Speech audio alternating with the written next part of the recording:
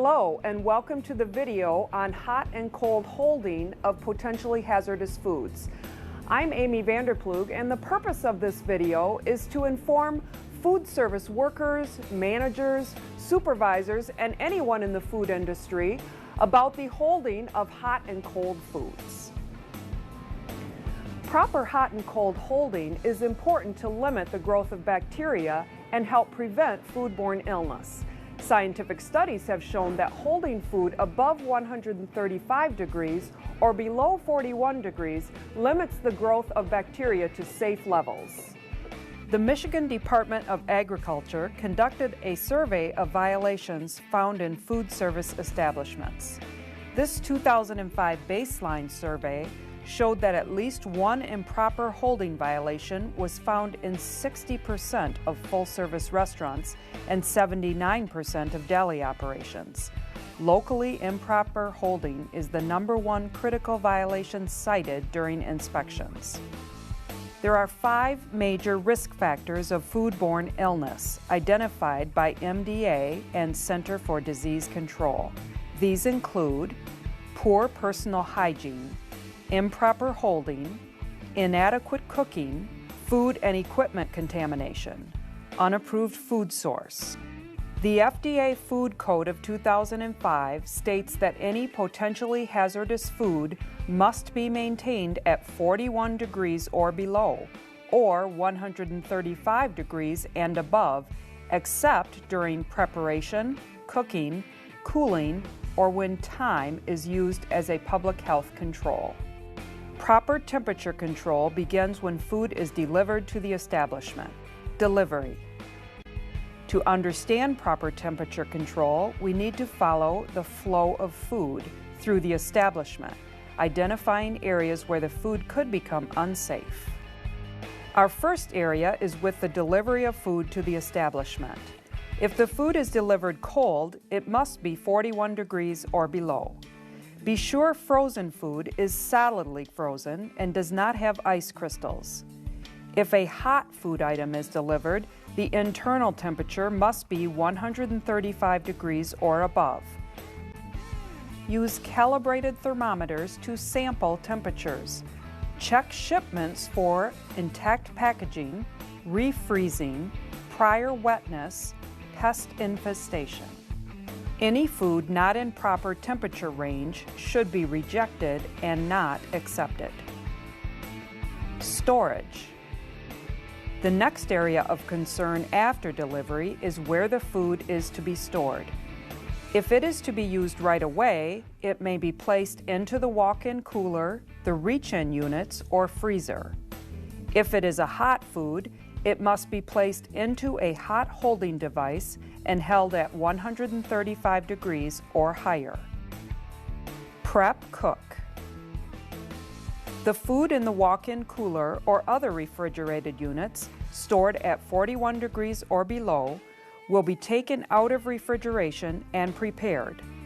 All cooked food must be cooked to the proper internal temperature. For example, chicken and turkey must be cooked to a minimum internal temperature of 165 degrees or higher for 15 seconds to kill harmful bacteria. Holding. All hot food must be held at 135 degrees or above. All cold food must be held at 41 degrees or below. If the foods are not held at the proper temperature, harmful bacteria will grow to an unsafe level. Let's take a look at hot food holding first. The food has been properly received, stored in the walk-in cooler until needed, prepared or cooked quickly and safely. Now the food is placed into a hot holding unit where it will be held for service. The temperature of the food while hot holding needs to be checked with the appropriate calibrated, sanitized thermometer. Take the internal temperature of the food by inserting the thermometer into the thickest part of the food. If the food is thicker in one part, like a roast or larger cut of meat, you should take 2 temperatures and record on the log sheet. If a liquid food product, check the temperature of the food in several areas to ensure that the food product has been evenly heated and record temperatures on a log sheet. Take internal temperatures of foods. Take reading in thickest part of food. Make sure heat is evenly distributed. Take several readings if needed. Use the log sheets to record temperatures. Record temperatures accurately and often. Take and record the temperatures of hot food items a minimum of every 4 hours. It is recommended to take temperatures at least every 2 hours. This method allows you to make corrections if food temperature drops below 135 degrees.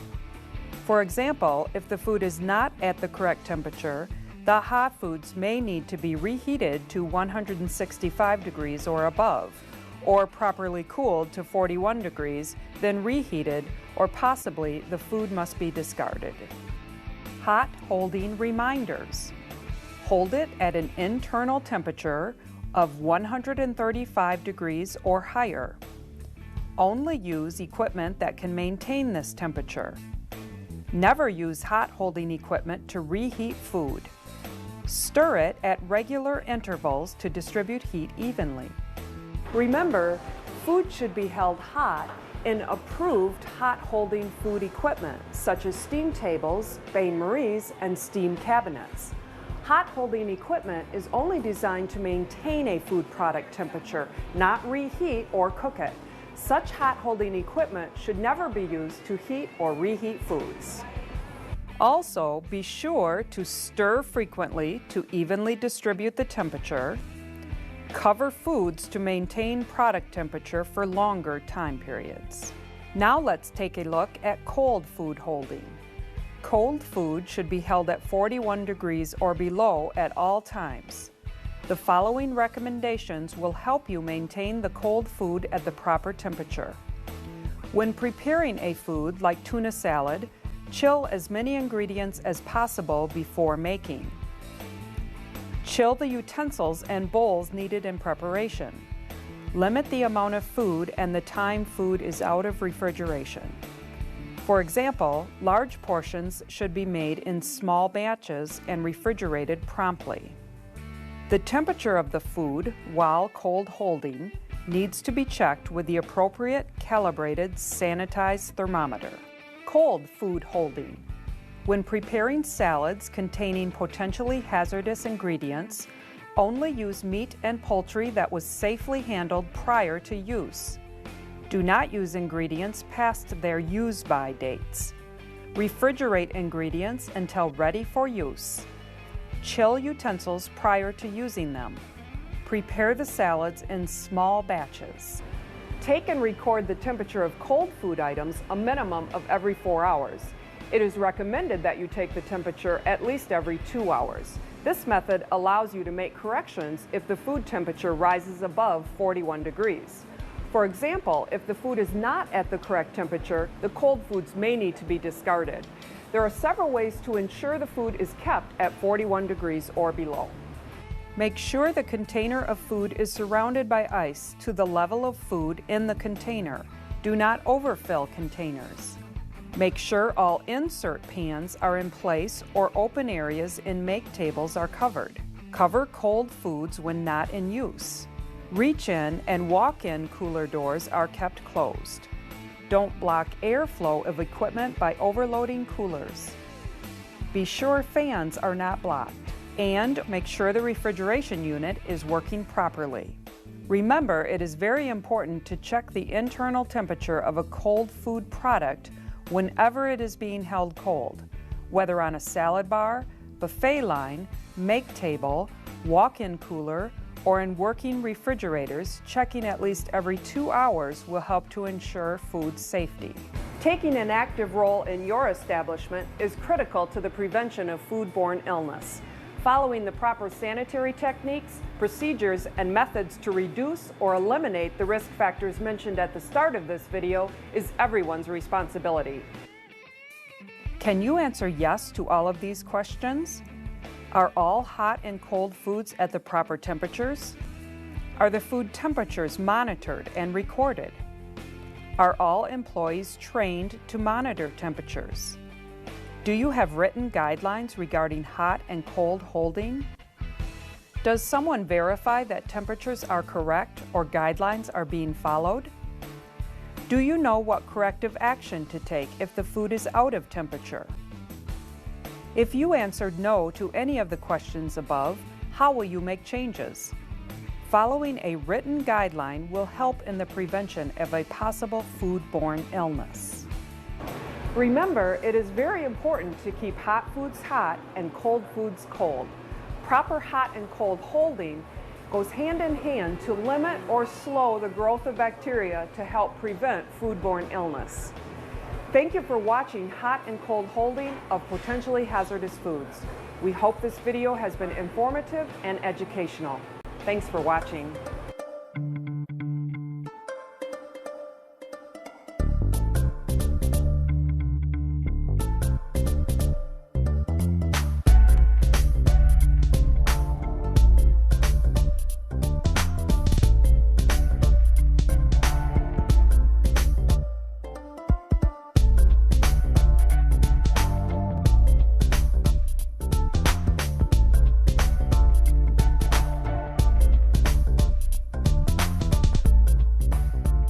Hello, my name is Matt Allen, and I'm an environmental health specialist with the Ottawa County Health Department. Welcome to today's video, Personal Hygiene, Appearance, Behavior, Health, and Hand Washing. In today's video, we will be discussing personal hygiene with a particular focus on appearance, behavior, employee health and illness, and hand washing. It is our goal that with this video, we would be able to distribute it to all food service personnel, including management, staff, and others in the food industry. The Michigan Department of Agriculture has set a goal to reduce the risk factors that cause foodborne illness in food service establishments. There are 5 risk factors identified by the Center for Disease Control and the Food and Drug Administration as the most common causes of foodborne illness. These include poor personal hygiene, improper holding temperatures, inadequate cooking, food and equipment contamination, food from unsafe sources. In today's video, we will be discussing poor personal hygiene. Remember, personal hygiene includes appearance, behaviors, employee health and illness, and hand washing. Poor personal hygiene. Appearance. Hair restraint required, clean clothing, minimal jewelry, no fake nails or nail polish, covered wounds. First, we will talk about appearance. Appearance is more than just looking good. A neat, clean appearance helps maintain a contaminant-free environment and safe food. Hair restraint required. All food service workers need to wear a hair restraint. A hair restraint needs to cover and contain hair to prevent the contamination of food. A hairnet or baseball cap is an example of an acceptable hair restraint. A visor is not an example of a hair restraint. A hair restraint may also include a beard restraint for facial hair and clothing, such as a shirt for excessive body hair. The purpose of a hair restraint is to prevent hair from falling into food, causing the contamination of food, and to keep food service workers from touching their hair, causing contamination of their hands. Food service workers handling only prepackaged food or having minimal contact with uncovered food are not required to wear a hair restraint. For example, a waitress that carries food on trays would not need a hair restraint. A waitress that makes salads and portions dressings would need a hair restraint. Remember, if you have exposed hair, then you must restrain it. Clean clothing. Food service workers must wear clean clothes when coming to work. This prevents contaminants from being brought into the facility. Dog hair, paint, gasoline, and dirt are examples of contaminants that must not get into the food. Minimal jewelry. Food service workers need to wear minimal jewelry.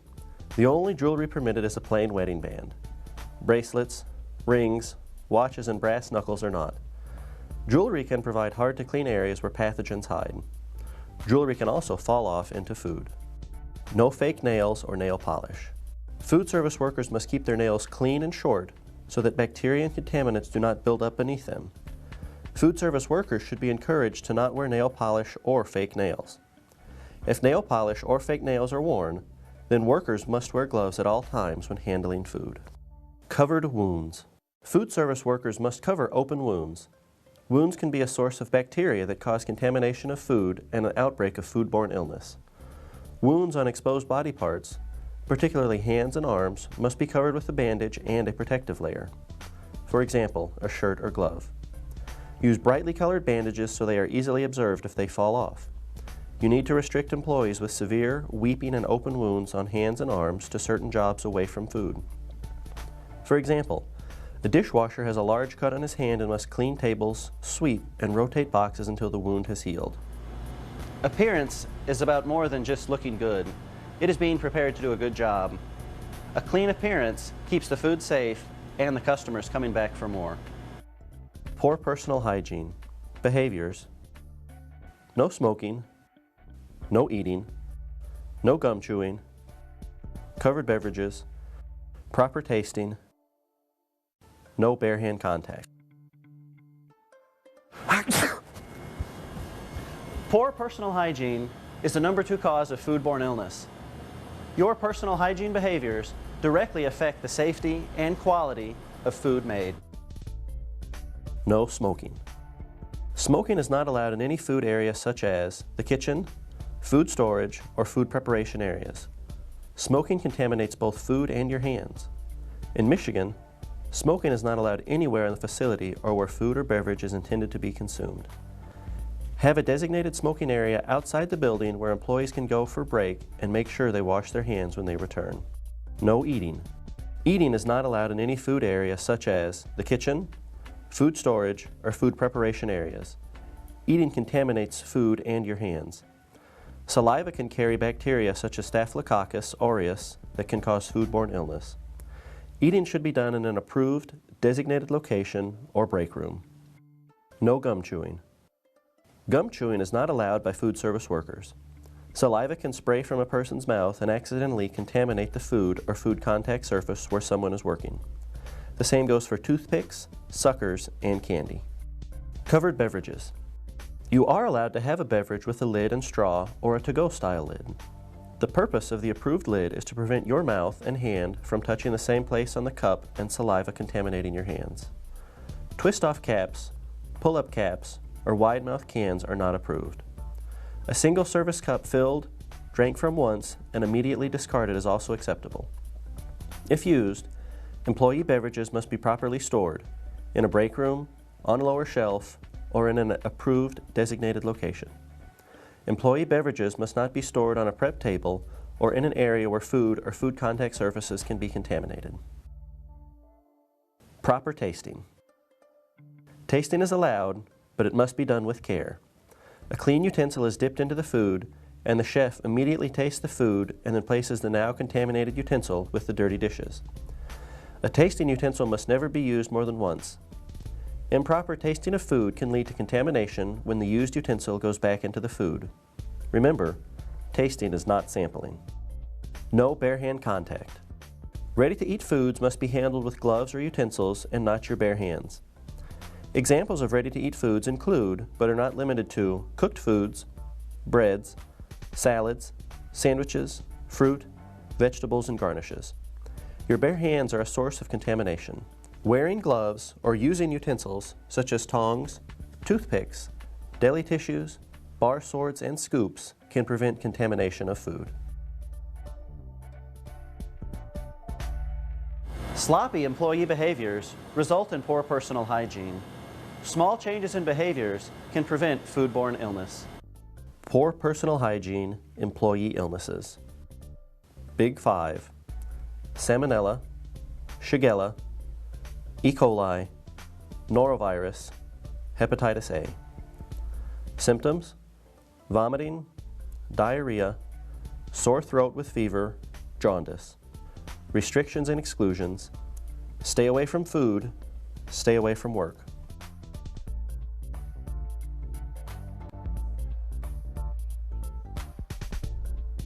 The illnesses of food service workers cause foodborne outbreaks. Every food service establishment must have an employee illness policy. This policy should detail illnesses, symptoms, and what actions to take. Ideally, a written plan would be shared with each employee and posted in the facility for reference. Raising the awareness about employee illnesses can help prevent foodborne illness outbreaks. The big 5 foodborne illnesses which are most likely to cause foodborne illness outbreaks are Salmonella, Shigella, E. coli 0157H7, norovirus, and hepatitis A. The big 5 spread easily and cause severe illness. These diseases must be reported to the health department. If you suspect you have one of these or have been exposed, contact a healthcare provider. Symptoms. Food service workers must not work if they are having symptoms of vomiting, diarrhea, sore throat with fever, or jaundice. You could easily transmit your illness to food, coworkers, or customers during stocking, handling, preparation, cooking, and serving. If symptoms get worse or do not go away, then contact a healthcare provider. Employees must be notified that they are required to report these symptoms to a manager, and the manager must take appropriate action. A manager must restrict or exclude sick workers based on their illness and symptoms. Restrictions and exclusions. You may not work with vomiting, diarrhea, or untreated jaundice. A diagnosis with any of the big 5 illnesses excludes a food service worker from working in a food service establishment until it is proven you are no longer ill. Food service workers that are ill with minor symptoms or recently allowed back to work after severe illness should be restricted from handling food and food contact surface. For example, sweeping floors, handling trash, or holding a sign on the street corner would be approved. A good rule of thumb is not to return to work until 48 hours after symptoms end, or not until you have received 2 negative stool samples. Please refer to the food code for specifics or contact your local health department. Employee illnesses cause outbreaks of foodborne illness. Knowledge of the big 5, symptoms of illnesses, and proper restriction and exclusion are necessary to keep both you and your customers healthy. Poor personal hygiene, hand washing, designated hand sink, 20 seconds, glove use.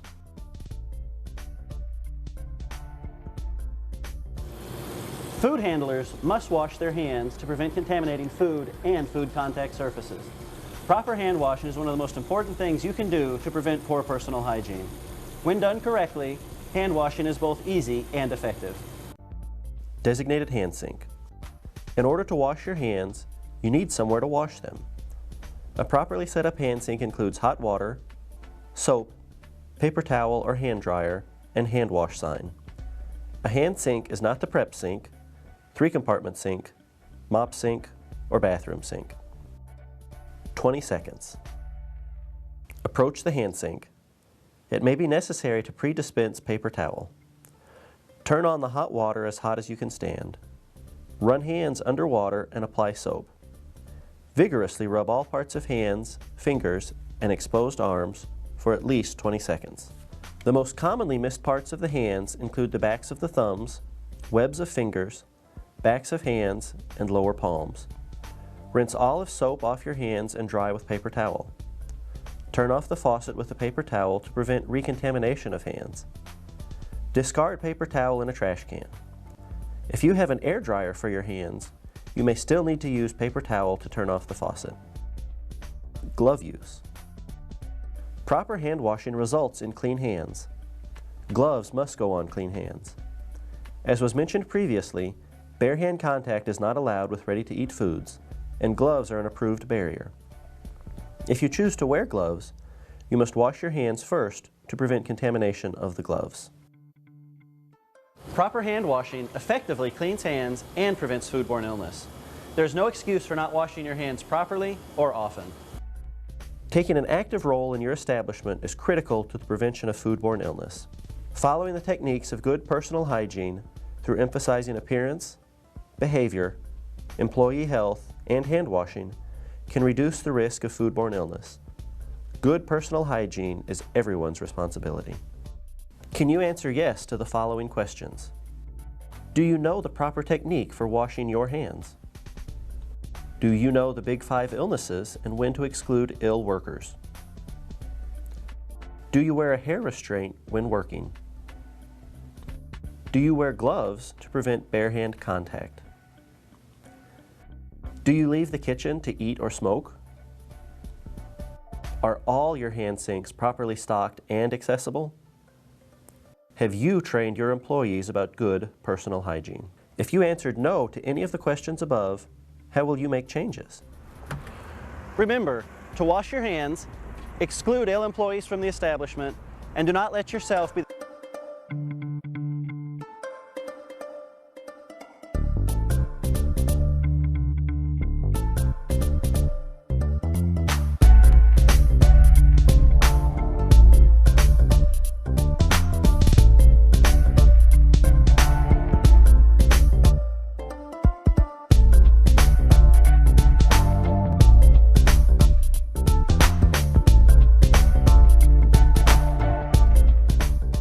Hello, my name is Heather Alberta and welcome to the video Time and Temperature Control of Potentially Hazardous Foods.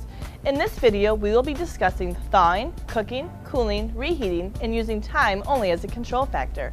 Our goal of this video is to deliver educational materials to all food service workers, including managers, staff, and others in the food industry.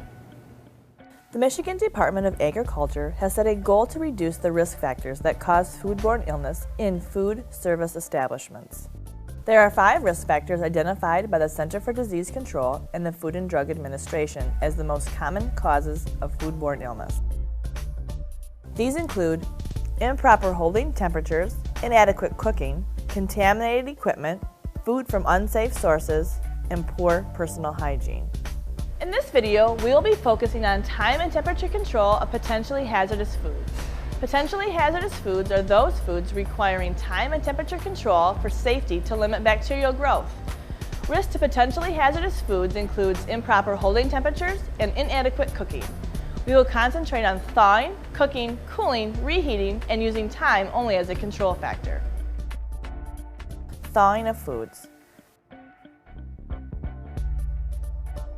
There are 4 approved methods of thawing frozen foods, which include under refrigeration until ready for preparation, under cool running water less than 70 degrees, as part of the cooking process by cooking the frozen foods, or in a microwave oven, then cooking immediately.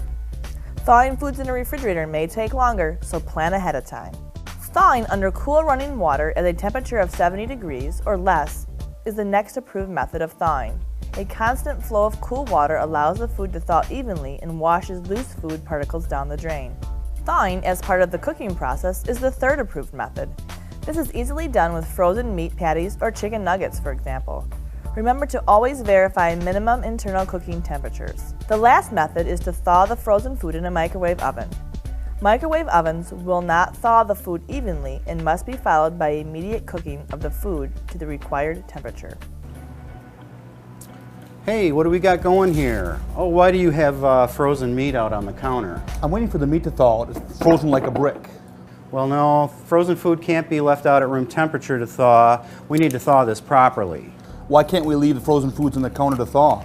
Should it be in the sink? Well, if bacteria is present either on the food or in the food, it can grow at these temperatures, reproduce, and that growth can cause serious illness. How long has it been sitting out? About 15 minutes. Okay, well, we need to thaw this quickly under cold running water. Improper thawing can lead to food temperatures in the danger zone, between 41 degrees to 135, which could result in bacterial growth. Remember to move foods through the danger zone as quickly as possible during the thawing process. If any portion of thawing food is above 41 degrees for more than 4 hours, the corrective action is to discard the food. Cooking of foods. Our next topic deals with cooking of foods. Cooking to a minimum internal cooking temperature will help reduce, destroy, and inhibit the growth of bacteria. Cook any raw, potentially hazardous foods to the required minimum internal cooking temperature. Hold that temperature for the specified time period. Properly cooking foods to the minimum internal temperature is an effective kill step for many bacteria. Here are the minimum internal temperature cooking requirements for different foods. The following foods must be cooked to a minimum internal temperature of 165 degrees for 15 seconds. Poultry includes chicken, turkey, and duck, stuffed meats, fish, or pasta, stuffing that contains poultry, meat, or fish made with potentially hazardous foods. Potentially hazardous foods cooked in a microwave need to be covered, rotated, or stirred for even cooking, cooked to 165 degrees, and held for 2 minutes before serving. Check the food in several places using an approved thermometer to ensure proper and thorough cooking has occurred. The following foods must be cooked to a minimum internal temperature of 155 degrees for 15 seconds. Ground, chopped, or minced meat, including beef, pork, and fish. Eggs held hot for later service. Injected or brine meats, including ham and flavor-injected roasts. Check the food in several places using an approved thermometer to ensure proper and thorough cooking has occurred. The following foods need to be cooked to a minimum internal temperature of 145 degrees for 15 seconds. All pork, beef, veal, and lamb steaks and chops. Pork, beef, veal, and lamb roasts may have different cooking temperatures and holding times. See the FDA guideline or call your local health department for details. Eggs that are served immediately must also be cooked to 145 degrees for 15 seconds. Check the food in several places using an approved thermometer to ensure proper and thorough cooking has occurred. The following foods must be cooked to a minimum internal temperature of 135 degrees for 15 seconds. Fruits and vegetables that are held hot. All commercially processed, ready-to-eat foods, including such foods as cheese sticks, deep-fried vegetables, hot dogs, and canned foods. Remember to use an approved thermometer or thermocouple to measure the food temperature. Take temperatures in several places, including the thickest part of the food, to ensure it has been thoroughly cooked. Other practices to help ensure safe foods during cooking include: do not overload ovens or cooking equipment. The oven may not be able to heat all areas of the food to the proper temperature. Do not use hot holding equipment to cook foods. This equipment is not designed to cook foods, only to hold the food hot. Allow the cooking equipment to preheat to the desired cooking temperature before using. Maintain equipment in good working order. Hey, did you check the temperature of the meat with a thermometer? No, it looks done to me. Well, let's get a thermometer and check the temp. We have to make sure it's at least 155. This is why it's important to check the temperature with a thermometer. Let's cook it a little longer and recheck the temp with the thermometer before we add it to the other ingredients. Okay. Cooling of foods. Improper cooling has been the suspected cause of multiple foodborne illness outbreaks. The FDA Food Code requires two-stage cooling of hot foods to 41 degrees and below. With two-stage cooling, hot foods must be cooled quickly. Stage 1 is cooling of food from 135 degrees to 70 degrees within 2 hours. Stage 2 continues the cooling from 70 degrees to 41 degrees with an additional 4 hours. This must be monitored to ensure the allowable time period is not abused. This two-stage method quickly moves food through the danger zone to minimize bacterial growth. If the food does not cool to 70 degrees within the first 2 hours, your corrective action must be to reheat the food to an internal temperature of 165 degrees for 15 seconds. If the food cannot be immediately reheated, then the food must be discarded. Cooling of foods can be accomplished quickly by using one or more of these methods. Use a frozen ice paddle inserted into the hot food. Stir hot foods. Stirring the hot food helps remove the heat faster. Reduce food size to smaller portions. Smaller portions cool faster. Use shallow pans or containers. A pan with more than 2 inches of hot food will take more than twice as long to cool. A thin layer of food allows the food to cool faster. Substitute ice for water in recipes to help chill the foods. Use approved metal pans, such as stainless steel or aluminum. These types of pans help carry the heat away from the food faster than plastic. Leave foods uncovered until cooled, and then cover for protection. Never stack pans of food. Allow for proper air circulation. Arrange foods in the coldest part of the cooler or freezer and protection from contamination. Examples of this would be the top shelf of a walk-in, speed racks, or rolling racks. Remember to use an approved, clean, and sanitized thermometer to check the temperature of the food during the various stages of cooling. One of the best methods to ensure your cooling procedure is working properly is to use a cooling log sheet. Repeated monitoring of the cooling process on the log sheets is very important. This log will verify your cooling standard operating procedure is working. Remember, these cooling methods also apply to foods not cooked for immediate serving, but do require proper cooling and refrigeration. Also remember, food prepared from room temperature ingredients need to be cooled too. Cool these prepared foods to 41 degrees or below within 4 hours. Use the methods you just learned. Using all pre-chilled ingredients may eliminate the cooling process. If the final product is above 41 degrees, it must be properly cooled. Okay, I see the chili has been in the ice bath for an hour and it's currently at 80 degrees, so should be no problem to reach 70 degrees in the next hour. Yeah, it should, but I'll be sure to check it with my thermometer, and when it reaches 70, I'll separate it into these pans and put on the top shelf in the walk-in cooler. Okay, well remember to continue to check the temperatures every hour and document them. While it's in the walk-in, you should stir it too. So you make sure it reaches 41 degrees within 4 hours. Then cover the chili and we should be all set. Reheating of foods. Foods may be reheated for immediate service or hot holding. If food is to be reheated for immediate service, it can be served at any temperature. For example, a ready-to-eat food can be taken from the cooler to the microwave, then to the customer's plate. If the food is to be held hot for service, then the food must be reheated to 165 degrees for 15 seconds within a 2-hour time period. Proper reheating methods include use of a stovetop or oven.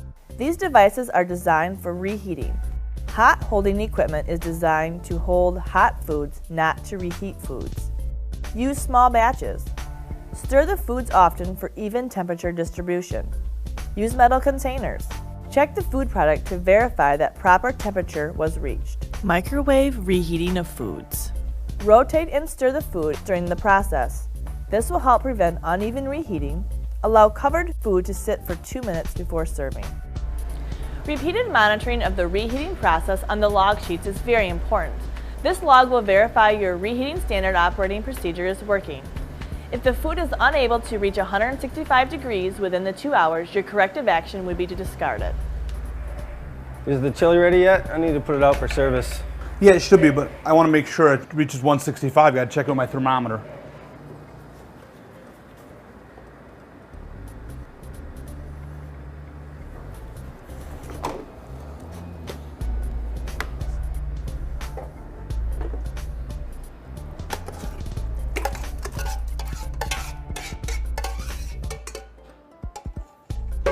There you go.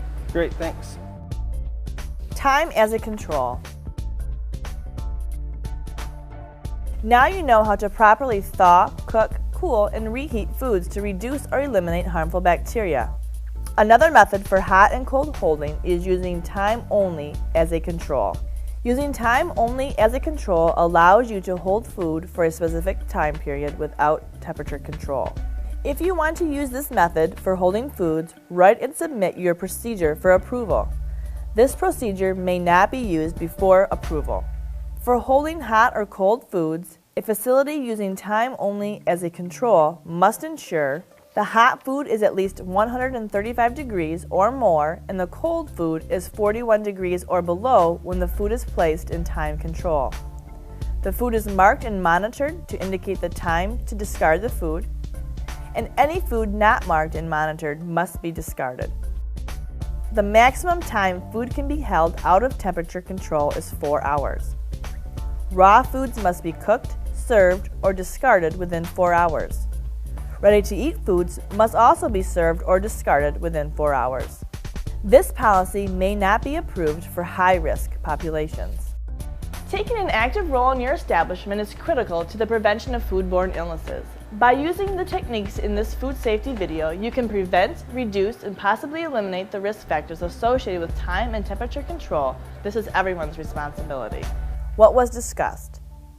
4 methods for thawing frozen foods, how to properly cook foods to the minimum internal cooking temperature, approved methods for quickly cooling foods to 41 degrees or below, how to properly reheat foods, how to use time as a control factor. Can you answer yes to these questions? Do you know how to monitor food temperatures? Are your foods thawed, prepared, cooked, or served at the proper temperatures? Do you know the correct minimum internal cooking temperatures of foods? Do you know how to take corrective action if there is a temperature or time control problem? Do you use temperature log sheets? Do you have a standard operating procedure for thawing, for food preparation, for cooling of hot foods, for reheating foods? Do you need a standard operating procedure which includes foods for high-risk populations? If you answered no to any of these questions, you should review your food safety procedures. For further information on food safety, it is recommended to contact your local health department. This is Heather Alberta, and thank you for watching the video, Time and Temperature Control of Potentially Hazardous Foods.